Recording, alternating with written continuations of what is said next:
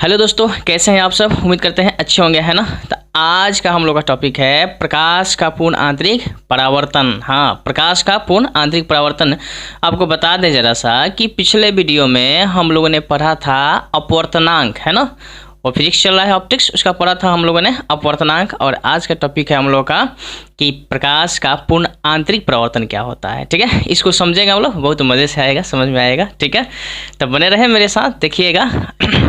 आजा आजा साथी लोग आजा, हो आजा आजा साथी सब आजा, आके TIR समझे जा, हो आजा आजा आजा आजा साथी अब तू आजा, आके TIR समझे जा। हाँ जी, hello hello hello hello hello hello.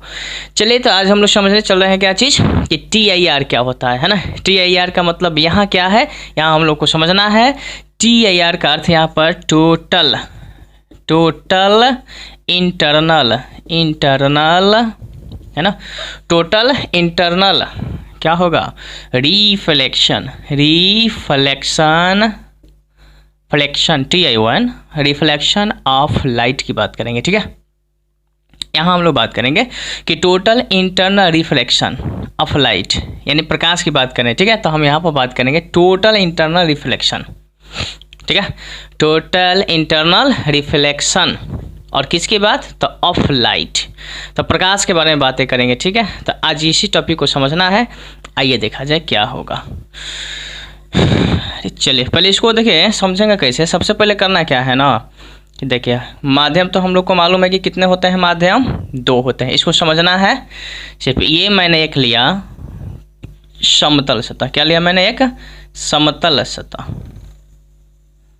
समतल सतह लिया मैंने। ध्यान से समझेंगे। आजा आजा आजा। देखिए, ये मैंने लिया एक ऊपर वाले को, हम इधर वाला सब, इस सब ऊपर जो देख रहे हैं ना, इस सब ऊपर वाले को हम बोलेंगे, इसको बोलेंगे। देखिए, इसका हिंदी होगा, इसका हिंदी क्या लिखते हैं, पूर्ण आंतरिक परावर्तन। ठीक है, इसका हिंदी होगा पूर्ण आंतरिक परावर्तन। यही टॉपिक है, इसको समझना है। तो हाई तो देख लिए ना, ये देख लिए। पूर्ण आंतरिक परावर्तन किसका देखना है, प्रकाश का। ठीक है, याद बुझा रहा है ना, हाँ समझ आएगा। तो देखिए, हमने इधर वाले कि इसके ऊपर वाले को मैंने माना विरल माध्यम। कौन सा माध्यम, विरल माध्यम। और नीचे वाले जितने भी है ना, इस सतह के जो देख रहे हैं ना पृष्ठ, इस सतह के नीचे वाले की बात करें, इसको हम मानते हैं सघन माध्यम। कौन सा माध्यम, सघन माध्यम। Denser medium DENSER, medium DIUM। ठीक है, डेंसर मीडियम, इसको बोलते हैं रेरर। ठीक है, रेरर मीडियम MEDIUM। चलिए, तो इसमें देखिए होता क्या है ना पूर्ण आंतरिक परावर्तन में, कि सबसे पहले होगा क्या, एक शर्त है। पूर्ण आंतरिक परावर्तन को समझने का शर्त होता है, ये आवश्यक शर्त पहले जाने। पूर्ण आंतरिक परावर्तन का आवश्यक शर्त जानना है। क्या, प्रकाश का पूर्ण आंतरिक परावर्तन के लिए आवश्यक शर्तें कितने हैं, 2 हैं। पहला शर्त इसको समझें कि पहला शर्त है कि प्रकाश को सघन माध्यम से कहाँ जाना होगा, विरल माध्यम में। सघन से कहाँ जाना होगा, विरल माध्यम में। पहला सघन से विरल, ही ना कि विरल से सघन, सघन से विरल, पहला समझ गए शर्त। दूसरा शर्त है कि आपतन कोण का मान जौन होगा ना इसका, वो क्रांति कोण के मान से ज़्यादा होगा, क्रांति कोण के मान से ज़्यादा होना चाहिए। ये 2 शर्त है। तो चलिए देखा जाए कि पहला ये क्या बात है, हम कर लेते हैं। पहले देखिए इसको फिगर से कैसे होता है टोटल इंटरनल, है ना। तो हमने यहाँ पर दिखाया कि ये है सब सघन माध्यम है। कौन सा माध्यम है, सघन माध्यम। तो सघन माध्यम में किरण यहाँ से आपतित होती है। देखिए यहाँ पर सघन माध्यम से किरण क्या हो गई, आपतित हुई इस सतह पे, इस पॉइंट पर। यहाँ से किरण जा रही है, इस पॉइंट पर गई ना, ये सब माध्यम क्या है, सघन है। सघन ये माध्यम मैंने लिया है। हो सकता है ऊपर वाला हवा हो, नीचे वाला क्या हो, कांच हो, तो है सघन कहलाएगा। ऊपर वाला क्या होगा, हवा, तो हवा विरल हो गया ना। तो ऐसा ही है, हो सकता है कि ये पानी हो और ऊपर वाला क्या हो, हवा हो, तो ऊपर वाला विरल और नीचे वाला क्या हो गया, नीचे वाला आपका सघन हो गया। समझ रहे हैं ना। तो चलिए इधर से हम बात कर रहे हैं। तो ये सघन माध्यम से प्रकाश किरण कहाँ गई, यहाँ पर इस सतह पर आपतित हुई। आपतित हुई तो हमने यहाँ पे एक अभिलंब डाल दिया। देखिए गौर करेंगे, मैंने यहाँ से क्या कर दिया, एक अभिलंब खींच दिया। ठीक है, ध्यान है ना। चलिए इधर देखते रहेंगे। अब मैंने माना कि ये कोण कौन सा बना, यहाँ से आपतन कोण क्या हुआ, I1। इसको आपतन कोण मैंने क्या माना, I1। और प्रकाश के अपवर्तन के नियम आप लोग पढ़े हैं कि जब कोई प्रकाश की किरण सघन से विरल में जाए तो अभिलंब से दूर मुड़ जाती है। अभिलंब से कहाँ मुड़ जाती है, दूर। तो यहाँ है देख रहे हैं, इसका नाम है अभिलंब। इसको क्या बोलेंगे हम लोग, अभिलंब मैंने खींचा तो इसको अभिलंब लिखेंगे। और इस अभिलंब से ये दूर मुड़ेगी। अगर ये किरण, देखिए माध्यम चेंज है, नहीं चेंज होता ना माध्यम तो एकदम सीधे ऐसे निकल जाती किरण। लेकिन जैसे माध्यम चेंज हुआ तो सघन से विरल में जाएगी ना, तो अभिलंब से दूर है, अभिलंब है ना, इससे दूर मुड़ेगी, ऐसे मुड़ जाएगी। है किरण, है जो किरण देख रहे हैं ये अभिलंब से थोड़ा ऐसे दूर मुड़ेगी। ठीक है, तो रूठ गई किरण रूठ जा रही है, देखिए मुड़ गई, किरण मुड़ गई। और इसको हम बोलते हैं अपवर्तन कोण। इसका नाम क्या है, अपवर्तन कोण। अपवर्तन कोण को किससे शुरू करेंगे हम लोग, R से। तो ये R1 हो गया।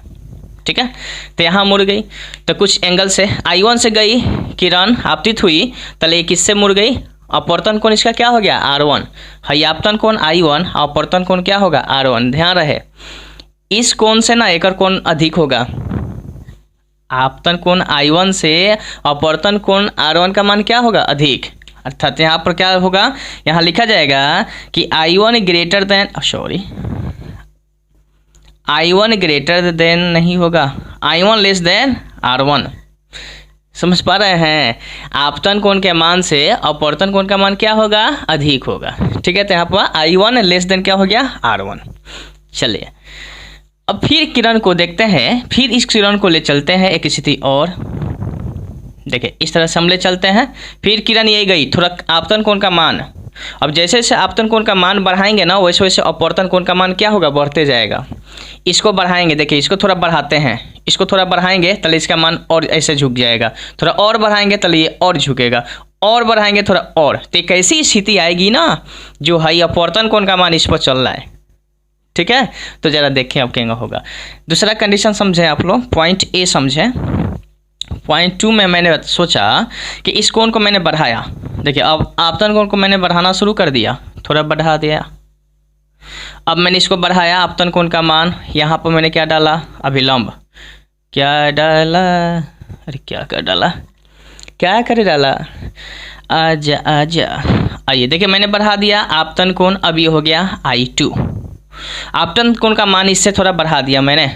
ठीक है, ऐसे बढ़ाया तो अपवर्तन कोण का भी मान क्या होगा, बढ़ेगा, पहले से बढ़ जाएगा। और बढ़कर देखिए अभिलंब से तो दूर भागेगा, ये मालूम हो चुका आप लोगों को, और इस तरह से बढ़ गया। ठीक है, और ये हो गया अपवर्तन कोण। देखिए यहाँ से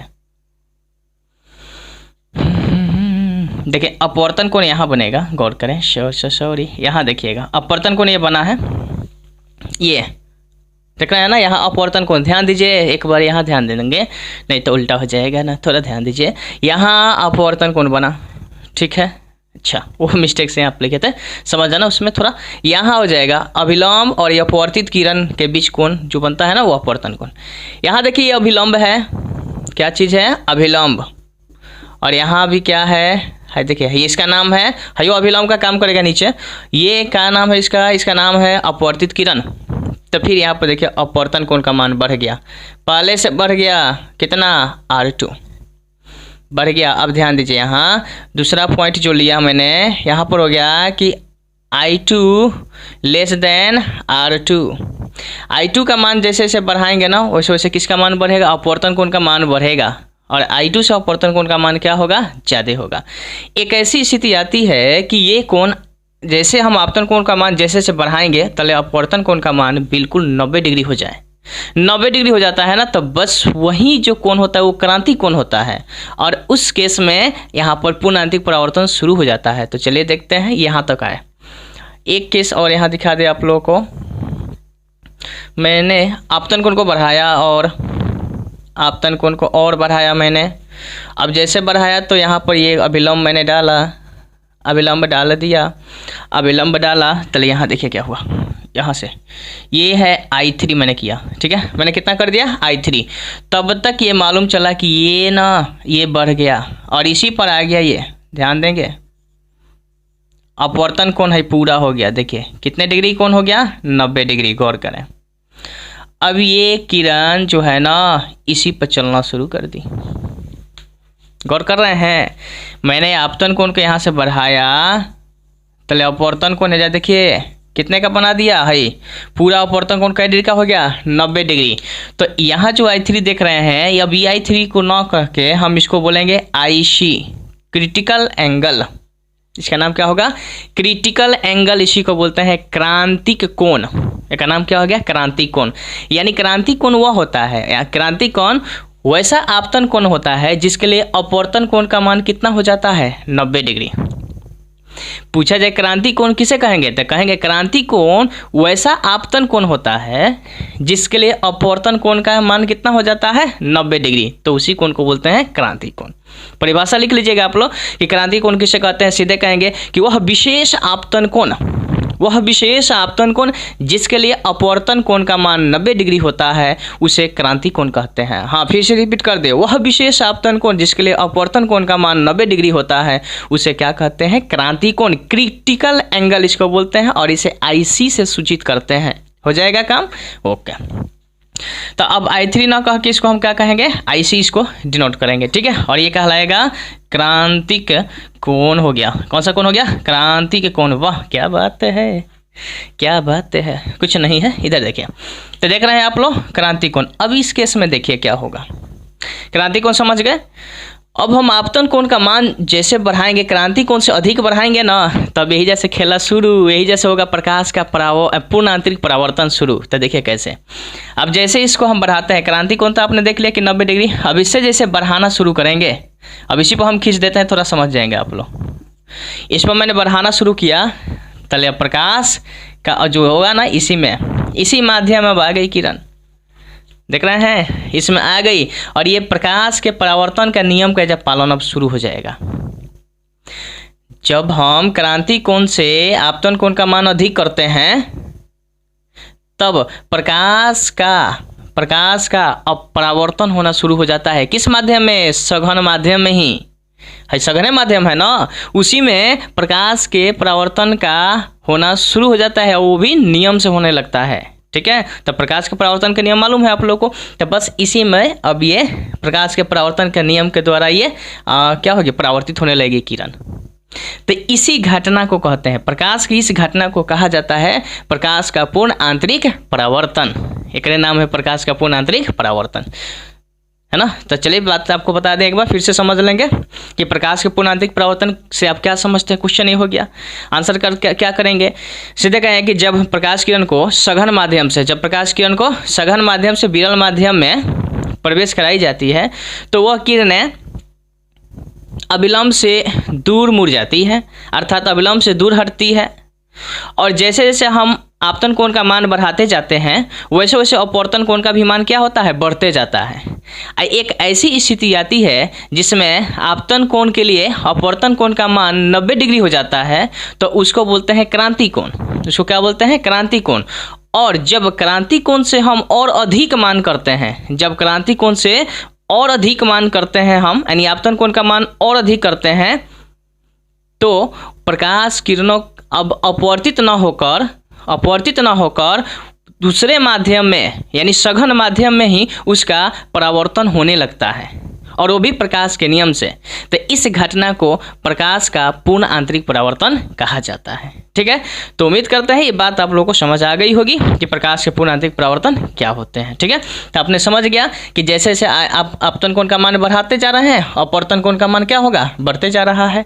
एक ऐसी स्थिति आई जिसमें क्रांति कोण से जैसे मान अधिक करेंगे तब तक कौन सी घटना शुरू हो जाएगा, प्रकाश के पूर्ण आंतरिक परावर्तन शुरू हो गया इसमें। तो चलिए अब इसके बाद हम नेक्स्ट टॉपिक देखेंगे कि अब प्रकाश के पूर्ण आंतरिक परावर्तन, ठीक है, और अपवर्तनांक के बीच संबंध, यानी क्रांति कोण की बात करेंगे। अब क्रांति कोण और अपवर्तनांक के बीच संबंध देखेंगे, ठीक है। तो अगला हेडिंग लग जाएगा कि क्रांति कोण और अपवर्तनांक के बीच संबंध क्या है, ठीक है। तो शुरू करते हैं वो भी।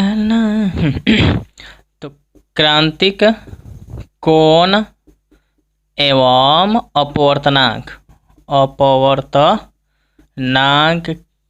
के बीच संबंध। ठीक है, इसको देखा जाए कि संबंध कैसा है। ठीक है, यही अगला टॉपिक है हम लोग का। अगला टॉपिक है relation between critical angle and refractive index. क्या बोलेंगे? Refractive index. तो लिख लीजिएगा आप लोग, है ना। तो आगे शुरू करते हैं। इसके बाद देखिए क्या होगा। इसको समझने के लिए हम एक माध्यम लेते हैं, देखेंगे जरा सा। माध्यम 1 है, माध्यम 2 है, जिसका अपवर्तनांक माध्यम 1 का अपवर्तनांक मान लेते हैं कि यह है, ये मान लेते हैं इसका अपवर्तनांक μ1 है, इसका अपवर्तनांक μ2 है। ठीक है, एक इसके लिए हम ये सतह लिए हैं और ये हमारा जो है ये देख रहे हैं कि कौन सा किरण है, एक आपतित किरण है, जो कि ये हमने माना इसको सघन माध्यम। इसको माना कौन सा माध्यम? सघन माध्यम। इसको माना मैंने विरल माध्यम। हाँ। तो एक हुआ सघन और दूसरा हुआ विरल। पहले माध्यम का अपवर्तनांक μ1, दूसरे का अपवर्तनांक μ2, है ना, μ2। और ये इधर से 2। यहाँ पर एक अभिलंब डालते हैं हम। एक अभिलंब मैंने डाला, यह है अभिलंब। पूर्णांतिक परावर्तन पढ़े होंगे, उसी की बात है, थोड़ा सा उसमें उसी से रिलेटेड है चीज़ें, है ना। मैंने इसके लिए है जो है ना क्रांतिक कोण, ये आपतन कोण है। ये कौन सा कोण है? आपतन कोण। और इसके लिए मैंने माना आपतन कोण के लिए क्रांतिक कोण क्या है? IC है। आपतन कोण के लिए क्रांतिक कोण मैंने क्या माना? IC। तो जैसे इसको IC माना तो हमको मालूम है कि जब आपतन कोण ये तो अब कहलाता है यहाँ पर क्या चीज़? क्या? क्रांति कोण। तो क्रांति कोण है तो इसके लिए अपवर्तन कोण का मान कितना हो जाता है? 90 डिग्री। तो यहाँ पर ये 90 डिग्री हो गया। अपवर्तन कोण कितना हो गया? 90 डिग्री। ये बात हो गई। ये किरण इधर से जा रही है, मैंने माना है कि इस पर जा रही है। किरण का नाम रखा A, इसका नाम रखा O, इसका नाम रखा B। ठीक है, तो किरण यहाँ से जा रही है, सतह पर आपतित हुई, जिसके लिए यहाँ पर आपतन कोण का मान हमने क्या माना? IC। और इसके लिए अपवर्तन कोण का मान कितना हो जाता है? 90 डिग्री, जो कि यहाँ पर मैंने दिखा रखा। और ये किरण कहाँ गई? B की तरफ, और इसी सतह पर चल रही है। अब सुनिए, यहाँ पर उस सारे बात को लिखेंगे, इसके बीच हमें संबंध बताना है, वो क्या होगा। तो लिखेंगे कि माना कि दो माध्यम, ध्यान देंगे, दो माध्यम 1 और 2 हैं। दो माध्यम कौन कौन है? 1 और 2 हैं, जिनके अपवर्तनांक क्रमशः ध्यान दिया करें, क्रमशः। देखिए, जिनका अपवर्तनांक क्रमशः, पहला वाला का अपवर्तनांक मैंने क्या माना है? ये अपवर्तनांक है। ठीक है, अपवर्तनांक μ1। तो पहले वाला का अपवर्तनांक μ1, ये भी तो अपवर्तनांक है। ठीक है, तो ये भी अपवर्तनांक है, जिसका अपवर्तनांक क्रमशः μ1 एवं μ2 है। अब जरा ध्यान देंगे, पहले वाला विरल माध्यम माना और दूसरे वाले को क्या माना? सघन माध्यम। तथा μ2 प्रकाशतः अपेक्षाकृत क्या है? अपेक्षाकृत सघन है। चले लिख लिए होंगे आप लोग भी। ठीक है, प्रकाशतः क्या है? सघन है। इतनी बातें हो गई। अच्छा, आपतन कोण हम इसके लिए क्या मानते हैं वो देखेंगे जरा सा। आपतन कोण यदि I हो, आपतन कोण क्या हो? I हो, माने I को हम IC कह लेते हैं ताकि क्रांतिक कोण की बात हो जाए। तो I हो तो इसके लिए अपवर्तन कोण का मान कितना हो जाएगा? 90 डिग्री होगा ना, जो कि क्रांतिक कोण से रिलेटेड है। तो इसके लिए अपवर्तन कोण कितना हो जाएगा? 90 डिग्री होगा। 90 डिग्री होगा। तो चलिए अब इस केस में बात करते हैं। अब स्नेल का नियम इसमें लगा देंगे। किसका नियम लगाएंगे? स्नेल का। पहले माध्यम है, ये माध्यम नंबर कितना है? 2 है। तो पहले माध्यम है, दूसरा माध्यम, तो लिखेंगे कि स्नेल के नियम से।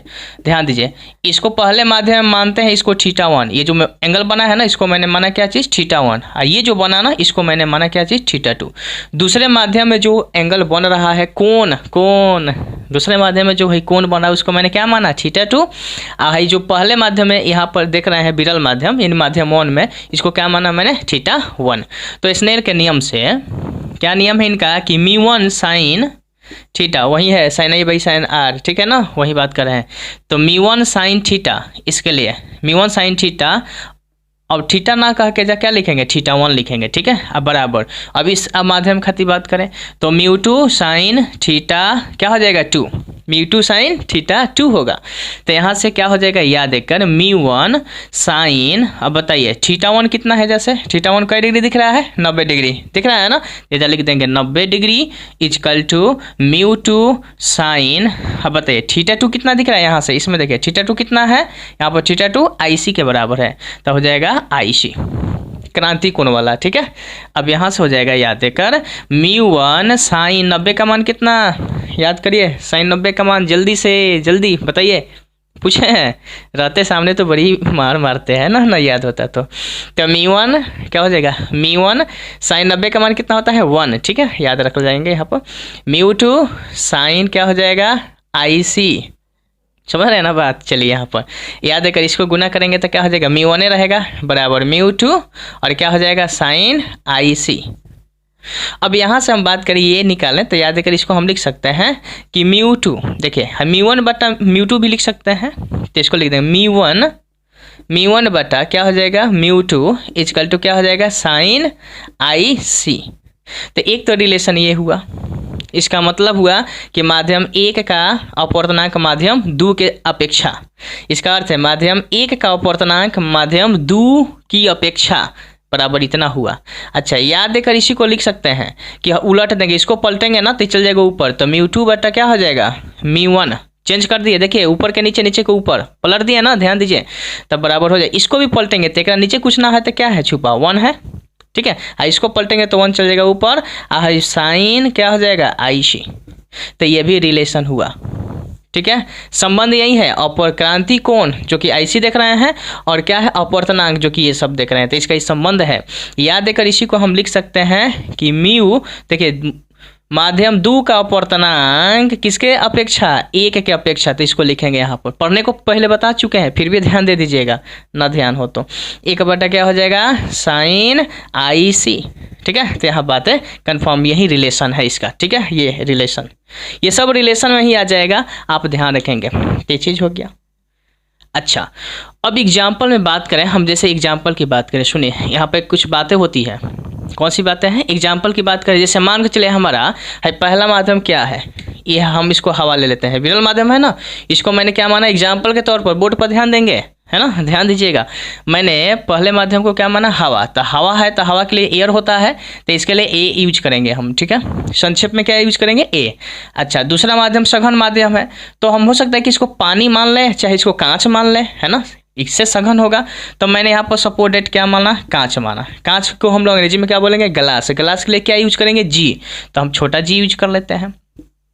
तो इसको जैसे हम यूज करेंगे तो इस संबंध से हमारा देखिए क्या निकल कर आएगा रिलेशन, इस संबंध से आ जाएगा रिलेशन कि इसलिए यहाँ पर देखेंगे हमको निकालना हो किसका, कांच का अपवर्तनांक निकालना हो किसका अपेक्षा, हवा की अपेक्षा, तो क्या होगा कांच का अपवर्तनांक माने इसका निकालना हो हवा की अपेक्षा, तो इस रिलेशन के यूज करके हम काम करेंगे। तो देखिए क्या होगा, लिखेंगे कि मालूम है रिलेशन यहाँ पर μ1, तो बताइए 1 वाला में क्या यूज करेंगे A, तो लिखेंगे म्यू A और क्या लिखना होगा G, मैंने किसका G का मतलब कि हम कांच का अपवर्तनांक निकाल रहे हैं किसका अपेक्षा हवा की अपेक्षा, तो बराबर 1 बटा साइन, 1 बटा क्या हो जाएगा साइन और क्या लिख देंगे I और क्या लिख देना होगा C हो जाएगा, ठीक है। तो यही रिलेशन हुआ। तो ये एग्जाम्पल में आपको मैंने बताया कि एक एग्जाम्पल हो गया। इसी तरह से आप एग्जाम्पल ले सकते हैं कि जैसे यहाँ पर आप पानी ले लें और इसको हवा ले लें, ठीक है, हवा है, ये क्या है, पानी है। तो इसके अनुसार क्या हो जाएगा एग्जाम्पल, इसके अनुसार एग्जाम्पल क्या हो सकता है, सो देखेंगे। हमने पहले वाले को क्या लिया, दूसरा एग्जाम्पल समझे, इसको मैंने हवा कहा और इसका सघन माध्यम आपकी चेंज कर दिया है पानी, तो पानी को वाटर कहेंगे, तो इसके लिए डब्ल्यू यूज करेंगे। तो हम पानी का अपवर्तनांक निकालना चाहते हैं किसके अपेक्षा, हवा की अपेक्षा, तो हो जाएगा कि mu water a equal to क्या हो जाएगा 1/sin IC। ठीक है, ये फॉर्मूला हो गया, ये संबंध है, इससे यही सब होगा। जिसका भी निकालना चाहे निकाल सकते हैं। ठीक है, हम चाहे कि इसको कह लें, इसको मान लें सपोज डेट कि ये है आपका कांच, ठीक है, इसको मान लेते हैं पानी और इसको मान लेते हैं कांच, तो कांच पानी से ज़्यादा सघन हो जाएगा क्या, तो इसके अनुसार भी आप लोग कर सकते हैं कि कोई दिक्कत ना होगा। अब चलिए बात करते हैं यहाँ पर, अभी ध्यान रखें, ध्यान दें, चलिए ध्यान देना यह है कि प्रकाश का जो अपवर्तनांक होता है और क्रांति कोण, अपवर्तनांक को म्यू, क्रांति कोण IC, ये अलग अलग प्रकाश के रंगों के लिए अलग अलग हो सकते हैं, होते हैं। अर्थात क्रांति कोण और अपवर्तनांक प्रकाश के रंग या वर्ण पर निर्भर करते हैं, रंग वर्ण एक हुआ, ठीक है, तो निर्भर करते हैं, समझ में आया, जिसको कलर बोलते हैं अंग्रेजी में आप लोग, तो निर्भर करते हैं। अब जैसे बात करें कि जैसे कांच का अपवर्तनांक 1.5 होता है, जिसको हम म्यू बोलते हैं, और sin IC बराबर 1/1.5।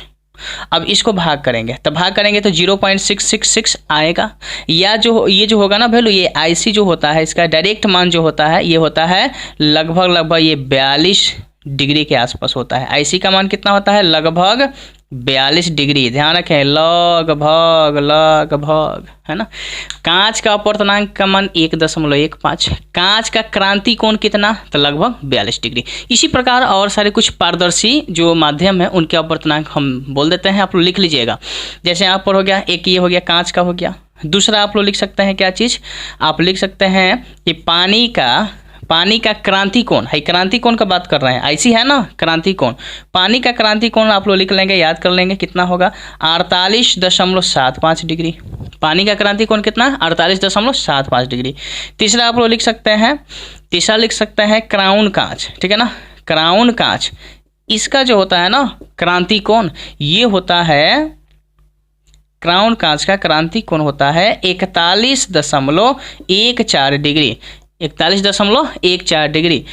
तीसरा चौथा लिख सकते हैं आप लोग, क्या चीज़ होगा, तो फ्लिंट कांच, घना होगा, घना फ्लिंट कांच की बात कर रहे हैं, फ्लिंट कांच आप लोग लिख लेंगे, बोल दे रहे हैं, फ्लिंट कांच, घना फ्लिंट कांच का जो क्रांति कोण होता है वो 37.31 डिग्री होता है, कितना, 37.31 डिग्री। और हीरा का क्रांति कोण ध्यान रखेंगे, इंपॉर्टेंट, हीरा का क्रांति कोण ये होता है, हीरा लिख नहीं रहे, चाहे लिख लीजिए, आप लोग लिख देते हैं, हीरा का क्रांति कोण IC बराबर 24.41 डिग्री, ठीक है।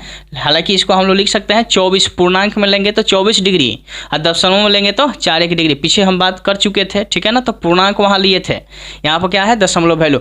तो इस तरह से आप लोग को मैंने बताया कि आज का टॉपिक इतना ही है, ठीक है, फिर मिलेंगे हम अगले वीडियो में, तब तक के लिए नमस्कार।